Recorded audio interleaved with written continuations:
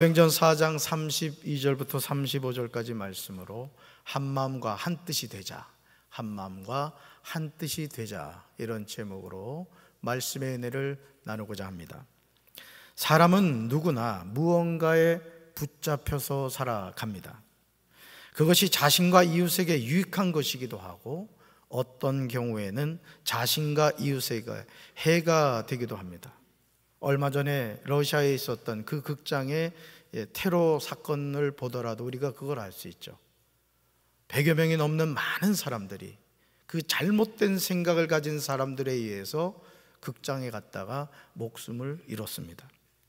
그러므로 한 사람의 가치관이 어떠냐는 자신과 가족과 이웃에게 아주 중요한 것입니다. 우리는 누군가의 삶을 대신 살아줄 수는 없습니다. 힘들어도 자신이 걸어가야 하고 즐거워도 자신이 걸어가야 합니다. 아무리 나를 낳아주신 부모님이라고 해도 자녀의 삶을 대신 살아줄 수는 없습니다. 인생은 자기 숙제가 있습니다. 따라합시다. 인생은 자기 숙제가 있습니다. 그런데 자기 인생의 숙제가 아니라 다른 사람들의 숙제를 대신해 주겠다고 이 세상에 오신 분이 계십니다. 바로 그분이 예수 그리스도이십니다. 예수님이 이 세상에 오시면 하나님의 놀라운 계획입니다. 수많은 선지자가 선포한 약속을 이루시기 위해서 오셨습니다. 물론 이 모든 일을 디자인하신 분, 계획하신 분은 하나님이신 줄로 믿습니다. 사랑하는 성도들, 여러분 자신의 삶을 점검해 보시기 바랍니다. 지금 여러분은 자신이 꿈꾸던 삶을 살고 계십니까? 어린 시절 꿈을 이루셨습니까? 살다 보니 어느 순간부터 내가 계획했던 삶이 아니라 뭔가에 끌려다니고 있는 자신을 보게 되지는 않습니까? 그것이 돈일 수 있고 자리일 수도 있고 성공일 수도 있고 건강일 수도 있습니다. 나란 존재는 그 어디에서도 찾을 수가 없습니다. 그래서 어떤 분이 그런 얘기를 하더라고요. 아무개 엄마, 이렇게 부르는 남편은 아주 나쁜 남편이래요. 저처럼 영심이 하고 부르는 남편이 좋은 남편이라는 거예요. 여러분, 누구의 엄마가 아니잖아요. 누구의 아내가 아니잖아요. 우리 할렐루야 찬양대 그래요, 안 그래요? 승자야 하고 불러줘야지. 현은이 엄마 이러면 밥 주지 말라고. 오늘 우리가 이 세상을 살면서 가만히 생각해 보세요. 나는 내 인생을 살고 있나? 나는 어떤 삶을 살고 있나 자신을 돌이켜보라는 거죠. 그러나 안타깝게도 이런 삶을 사는 이들이 적지 않습니다. 도로에서 교통법규를 지키면서 안전하게 운전하고 있는데 갑자기 건너편 차선에서 차가 달려와 생명을 잃는 분들이 있습니다. 분명히 자신의 잘못이 아님에도 말입니다. 그러므로 우리 삶에는 내 힘으로 해결할 수 없는 일이 너무 많습니다. 내 주먹을 믿고 살겠다는 사람처럼 어리석은 사람은 없습니다. 그 주먹도 언젠가는 한 줌의 흙이 되고 맙니다. 과연 우리가 믿을 수 있는 것이 무엇이 있겠습니까? 그러기에 연약한 인생은 나를 이 세상에 존재하게 하신 하나님을 믿어야 될 줄로 믿습니다. 그래서일까요? 시편 144편 4절과 전도서 6장 12절은 인생을 그림자라고 합니다. 우리 말씀 같이 읽습니다. 사람은 헛것 같고 그의 날은 지나가는 그림자 같으니이다. 아멘. 헛된 생명의 모든 날을 그림자같이 보내는 일평생에 사람에게 무엇이 낙인지를 누가 알며 그 위에 해 아래에서 무슨 일이 있을 것을 누가 능히 그에게 구하리요. 아멘. 사랑하는 성도 여러분, 사람은 한낱 숨결과 같고 그의 일생은 사라지는 뭐와 같다? 그림자 같다는 거예요. 이것을 부인할 사람이 누가 있겠습니까? 나란 존재가 사라진다고 해서 세상이 멈춰서지 않아요. 우리 부모님들 그런 걱정하죠. 내가 죽으면 우리 자식들 어떻게 사나? 걱정하지 말아요. 잘 살아요. 자녀들이 부모님에게 원하는 게 있습니다. 그렇죠? 걱정하지 마시고 부모님 인생 사세요. 자녀들이 그렇게 얘기합니다. 우리 부모님들 절대 통장은 잘 숨겨 놓으셔야 됩니다. 절대 자녀들이 오면 평소에 두던 장소가 아니라 아무도 찾을 수 없는 쌀독 밑에 숨겨놓는다거나 그러셔야 돼요. 우리가 이 세상을 살아갈 때요, 여러분, 우리 스스로가 자기 자신의 인생에 대해서 우리는 살피는 삶을 살아야 됩니다. 내가 없어도 세상은 잘 돌아가요. 여러분 속상하지 않아요? 내가 없으면 세상이 돌아가면 돼요, 안 돼요? 안 되잖아요. 제가 목회하면서 깨닫는 게 뭔지 아십니까? 교회에서 누구 없으면 안 된다는 생각이 드는 사람이 있어요, 실제. 근데 제가 목회하면 뭘 알았는지 아세요? 그 사람 없어도 교회는 잘 됩니다. 그러니까 여러분들이 지금 내가 어떤 일을 맡고 하나님의 일을 할 때, 하나님이 부족한 나를 불러서 쓰시는구나, 쓰임받는 인생이 되시라고요. 그게 복 있는 인생이죠. 우리는 자아 실현을 위하여 살아간다고 하지만 그림자처럼 지나가는 짧고 덧없는 삶을 살아가는 사람에게 무엇이 좋은지를 누가 알겠습니까? 사람이 죽은 다음에 세상에서 일어날 일들을 누가 그에게 말해줄 수 있겠습니까? 이것이 인생의 한계임을 알고 우리는 영원한 나라를 사모하며 살아야 될 줄로 믿습니다. 말씀이 육신이 되어 이 세상에 오신 예수님은 죄인을 구원하시기 위해서 오셨습니다. 예수님의 오심은 죄인을 향한 하나님의 사랑입니다. 이 세상에서 자신의 죄가 아닌 남의 죄를 위하여 죄값을 내는 어리석은 사람은 없습니다. 여러분이 누군가를 생각하는 마음으로 커피값을 대신 지불해 줄 수 있고 영화 티켓을 대신 사줄 수 있단 말이에요. 또 경제적인 여유가 된다면 빚을 갚아줄 수도 있습니다. 그러나 우리가 영원히 해결할 수 없는, 내 힘으로 해결해 줄 수 없는 문제가 있어요. 그게 뭐예요? 죄의 문제란 말이에요. 부모가 자녀의 죄의 문제 해결해 주지 못합니다. 그런데요, 하나님은 어리석게 보이는 일을 계획하셨고 독생자이신 예수님은 아버지의 어리석게 보이는 일에 순종하셨습니다. 만약 예수님이 아버지의 요청에 순종하지 않으셨다면 저와 여러분은 여전히 죄 가운데 태어나서 죄 가운데 살다가 죄와 더불어 지옥의 형벌에 처하게 되었을 것입니다. 그러나 독생자이신 예수님의 순종하심으로 우리는 마귀의 자녀에서 하나님의 자녀가 되었습니다. 따라서 마귀의 자녀에서 하나님의 자녀가 되었습니다. 신분이 바뀐 겁니다. 신분이. 그렇다면 하나님의 자녀로 부름을 받은 우리는 어떻게 살아야 될까요?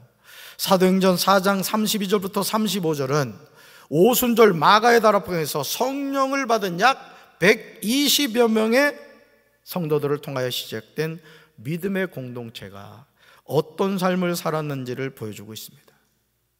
부활하신 예수님이 사도와 함께 모이사 그들에게 분부하여 이르셨습니다. 말씀 같이 읽습니다. 사도와 함께 모이사 그들에게 분부하여 이르시되 예루살렘을 떠나지 말고 내게서 들은 바 아버지께서 약속하신 것을 기다리라. 아멘. 예수님이 사도들과 함께 잡수실 때 그들에게 이렇게 분부하신 내용은 너희는 예루살렘을 뭐하지 말고 떠나지 말고 내게서 들은 아버지의 뭘 기다리라? 약속을 기다리는 거예요. 약속을. 사도행전 1장 5절에서 예수님은 아버지가 약속하신 것이 무엇인지 구체적으로 말씀하십니다. 우리는 부활하신 예수님의 말씀을 명심하고 순종해야 될 줄로 믿습니다. 말씀 같이 읽습니다. 요한은 물로 세례를 주었으나 너희는 여러 날이 되지 않아서 성령으로 세례를 받을 것이다. 아멘. 세례 요한과 예수님의 가장 극명한 차이점이 무엇입니까? 세례 요한은 물로 죄사함의 세례를 베풀었습니다. 그러나 성자 예수님은 뭐로 세례를 주신다? 성령으로 세례를 주신다는 거예요. 성령으로.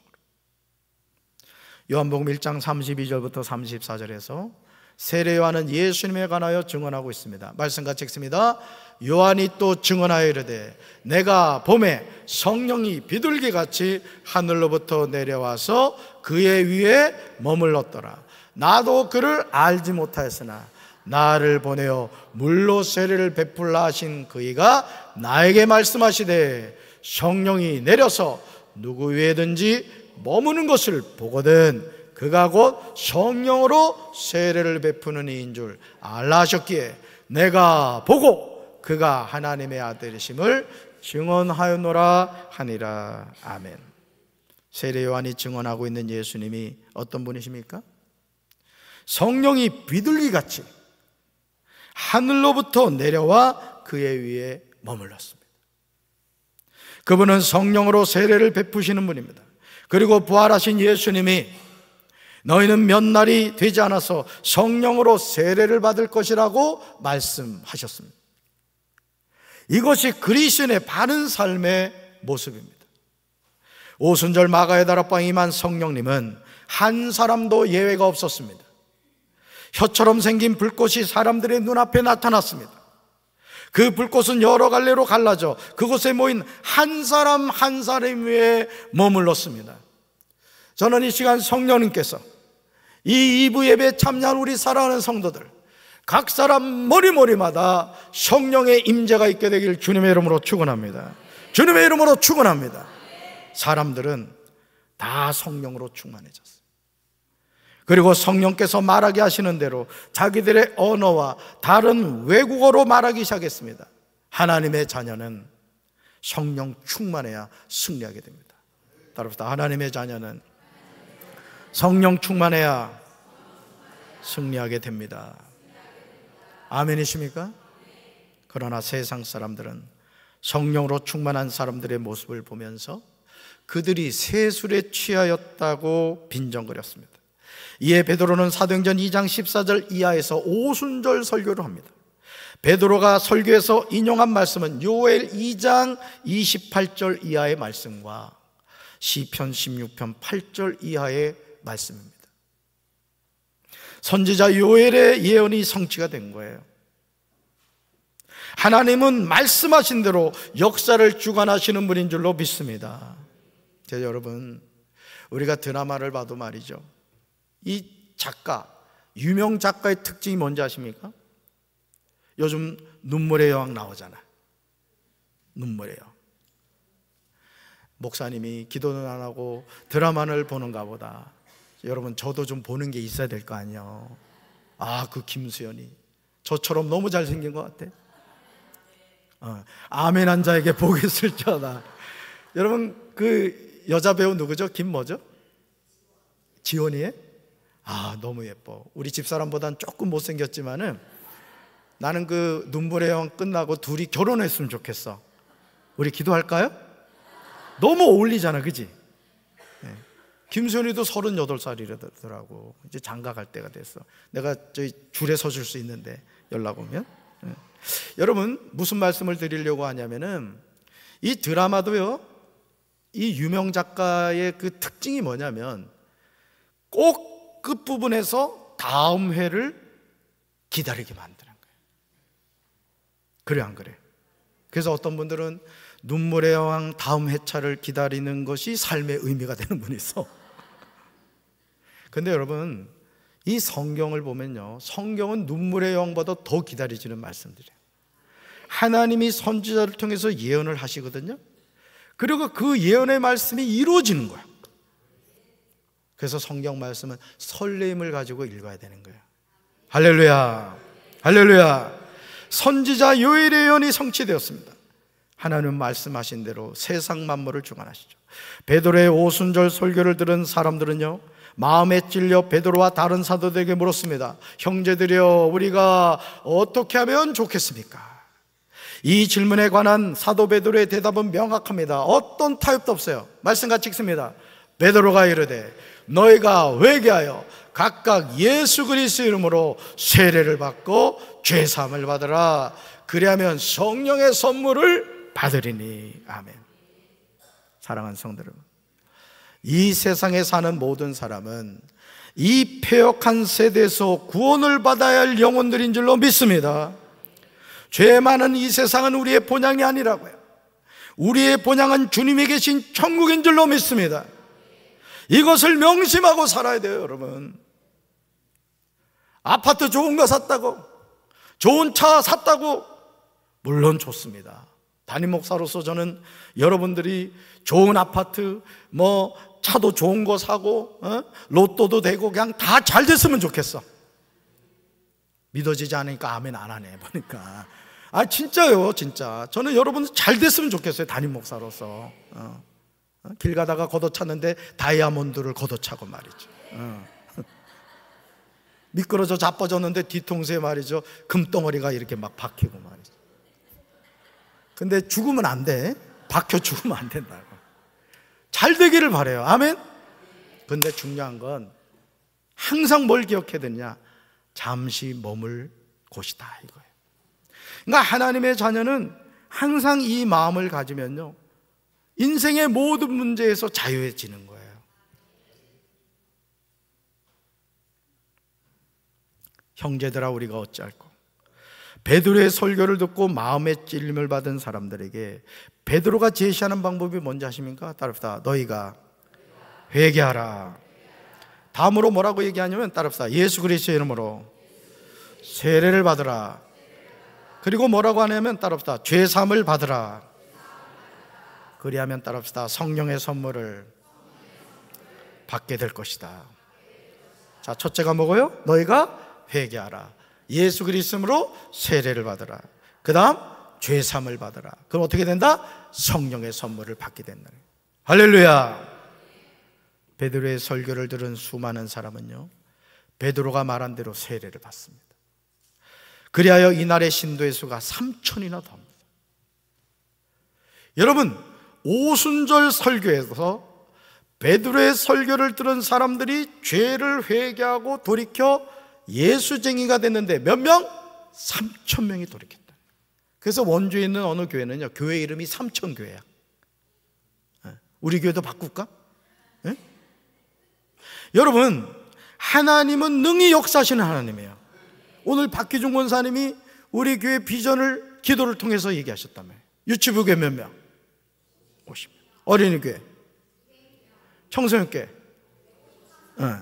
청년교회, 장년교회.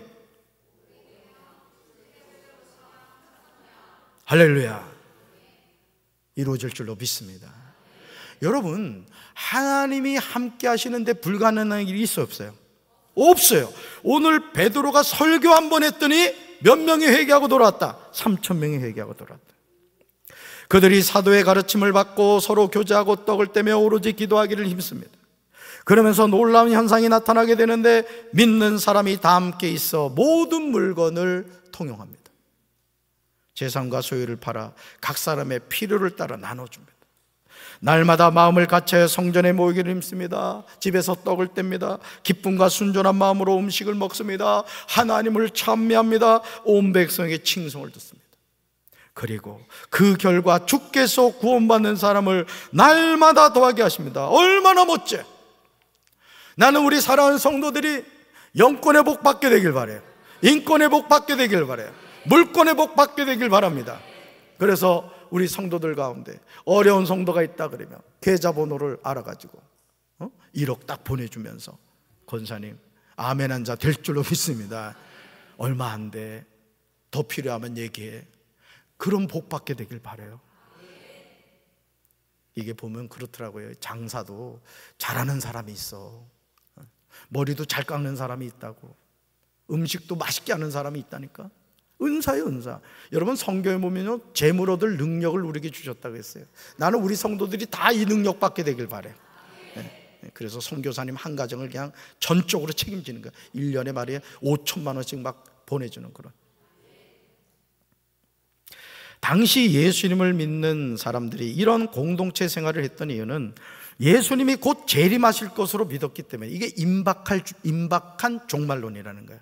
그러니까 예수님이 감난산에서 이래 제자들이 보는 가운데 승천을 하셨는데, 예수님도 곧 오실 거라고 생각하셨다고. 제자들도 곧 올 것으로 생각했어요. 그러니 예수님이 곧 오시니까 네 거 내 거 필요해 안 해요? 필요 없는 거죠. 그래서 공동체 생활을 했던 거예요. 예수님이 곧 오시기에 내 것 내 것이 아무 의미가 없었던 겁니다. 그러는 가운데 오후 3시 기도 시간에 베드로와 요한이 성전에 올라가다가 나면서 못 걷게 되어 구걸하며 먹고 사는 사람을 주목하여 봅니다. 그리고 나사렛 예수 그리스도로 그를 고칩니다. 여러분, 제가 언젠가도 말씀드렸지만, 제가 고등학교 때 갑자기 건선이 생겼어요. 건선이 생겨가지고 군대에서 후송 처리가 돼가지고 4개월을 제가 춘천 국군병원에 있었습니다. 여러분, 군의관들이요 웬만해서 후송 안 보냅니다. 4개월을 그랬어요. 그 집사람하고 우리 김영심이하고 결혼해가지고 결혼해서 살면서도 집사람이 간호사 역할을 했다고 이렇게 약 발라주고 그랬어요. 근데 하나님이 고쳐주셨어요. 여러분, 건선은요 낫는 병이 아니에요. 인터넷 검색해 보라고. 근데 하나님이 고쳐주시더라고. 나는 그 하나님이 저와 여러분의 하나님인 줄로 믿습니다. 오늘도 우리가 하나님을 향한 믿음을 가지면 하나님이 못하실 일이 어디 있겠어요. 아멘이십니까? 베드로는 미문이라는 성전문에서 구걸하던 사람에게 일어난 일로 인하여 심히 놀랍게 여기는 사람들을 대상으로 사도행전 3장 11절 이하에서 솔로몬의 행각에서 설교를 합니다. 베드로가 전한 설교의 핵심은 미문이라는 성전문에서 구걸하던 사람이 완전하게 낫게 된 것은 예수로 말미암아 난 믿음이라고 합니다. 따라합시다. 예수로 말미암아 난 믿음. 누구로 말미암아? 예수로 말미암아. 그러니까 오늘도 예수로 말미암아 난 믿음이 나에게 주어질 때 하나님은 불가능이 없으신 하나님인 줄로 믿습니다. 그러면서 사도행전 2장 38절 말씀을 모인 온 백성에게 다시 전하고 있어요. 말씀 같이 읽습니다. 그러므로 너희가 회개하고 돌이켜 너희 죄 없이 함을 받으라. 이같이 하면 새롭게 되는 날이 주 앞으로부터 이를 것이요. 아멘. 사랑하는 성도 여러분, 오늘 하나님의 자녀로 살기 원하는 저와 여러분에게 꼭 필요한 것이 뭡니까? 너희가 회개하고 돌이켜 너희 죄 없이 함을 받으라는 거예요. 이거 암송하셔야 될 말씀이에요. 매일 매순간 회개함과 죄 없이 함이 회복되어야 될 줄로 믿습니다. 여러분, 바퀴벌레는 지저분한 곳에 있는 겁니다. 여러분, 이 마귀라는 놈이요 누구한테 접근하는지 알아요? 마귀가 좋아하는 먹이가 있어요. 뭘 것 같아요? 맞추는 사람은 바로 가도 돼. 집에. 마귀가 좋아하는 먹이는 죄입니다. 죄. 그래서 우리 안에 이 죄가 자리를 잡고 있으면 마귀는 그 먹이를 통해 우리를 지배하려고 한다고요. 그래서 악은 모양이라도 버려야 되는 거예요. 하나님의 자녀는 거룩한 삶을 살아야 되는 거예요. 아멘이십니까?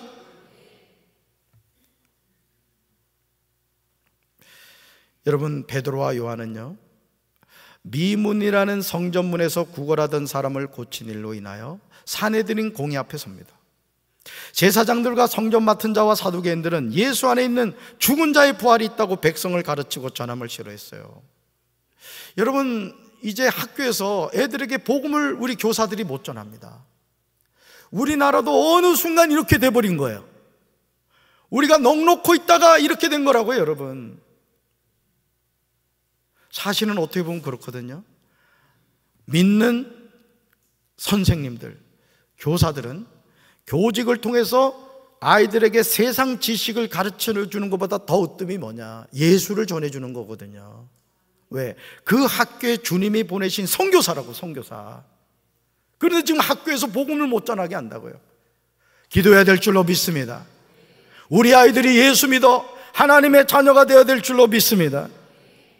그들이 사도들을 붙잡았으나 날이 이미 저물어서 다음 날까지 가둬두었습니다.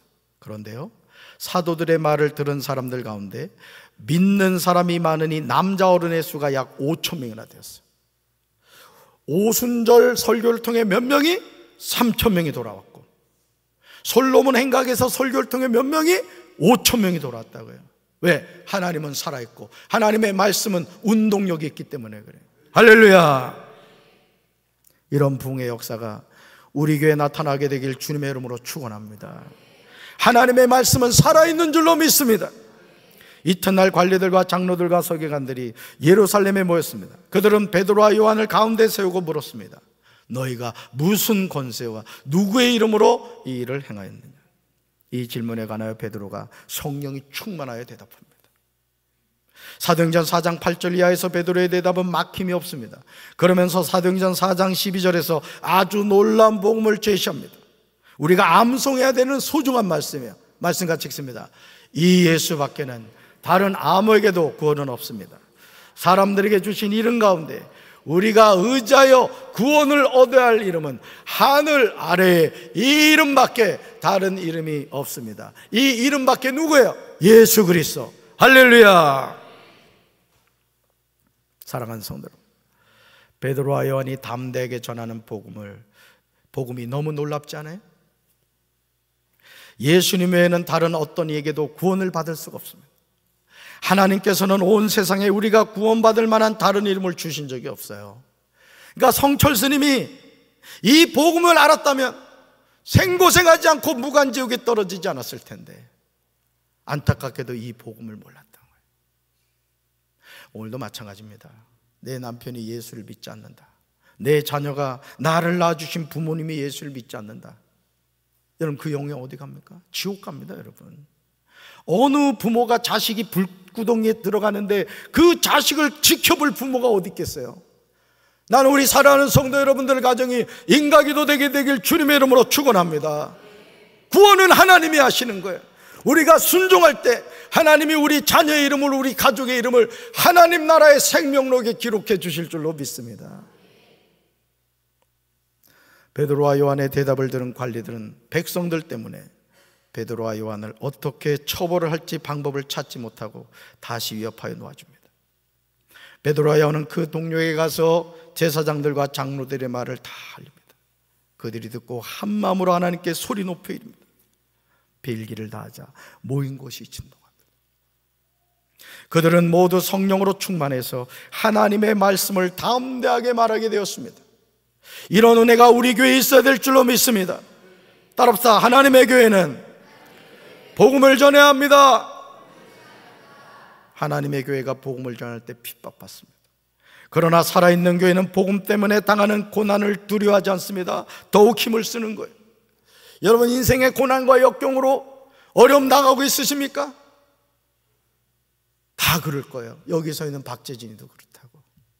담임 목사라고 해서 저에겐 고난이 피해갈 것 같아요? 아니에요. 여러분, 고난이 없는 장소에 있어요. 공동묘지는 없어요. 조용하잖아요. 그러니까 우리는 하나님 앞에 서는 그 순간까지 고난과 친구하고 가는 거예요. 그런데 우리는 고난을 바라보지 않고 누굴 바라봐? 하나님을 바라보는 거예요. 할렐루야. 사도행전 4장 32절부터 35절은 예수님이 승천하신 후에 믿음의 공동체가 어떻게 살았는지를 보여줍니다.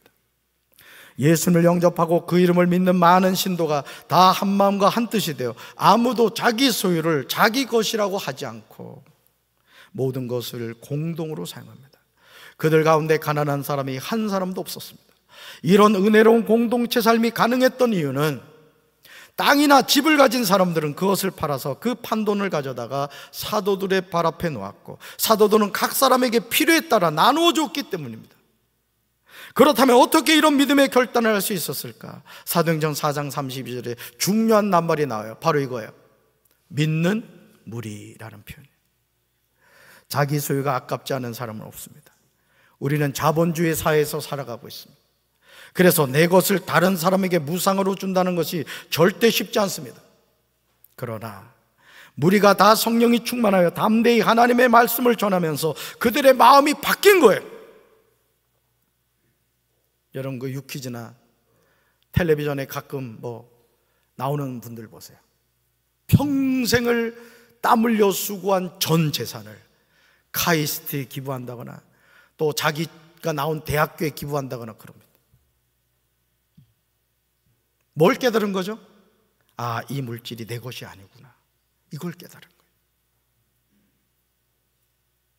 나는 우리 사랑하는 성도 여러분들이 물권의 복 받으시기 바랍니다. 인권과 영권의 복 받으시기 바랍니다. 그 받은 복을 하나님을 위해서 쓸 줄 알고 이웃을 위해서 쓸 줄 아는 성도들 되시기 바라요. 믿는 사람이 모두 한마음 한뜻이 되었습니다. 그리고 또 한 가지 중요한 이유는 사도행전 4장 33절에서 사도들이 큰 권능으로 주 예수의 부활을 증언하니 무리가 큰 은혜를 받았다고 나옵니다.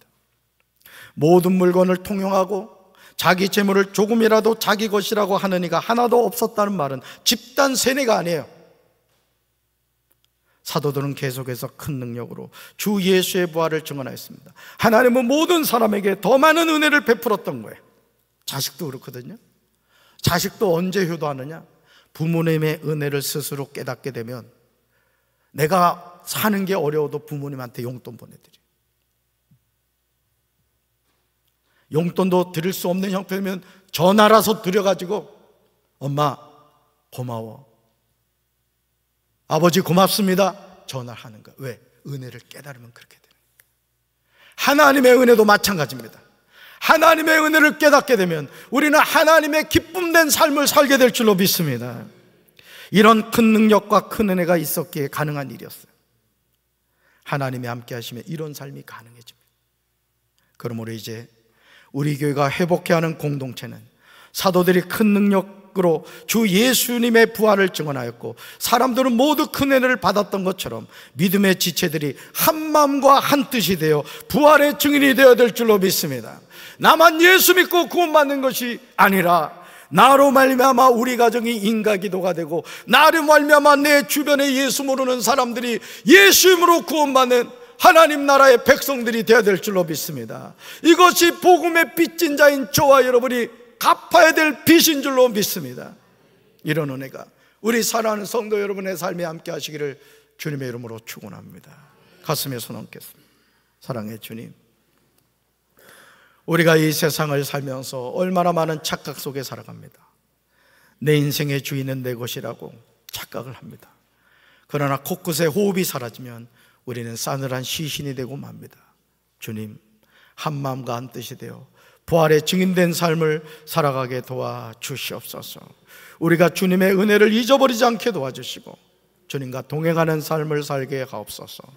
이 시간 우리 사랑하는 청년교회에서 주님을 찬양합니다. 하나님 영광 받아 주시옵소서.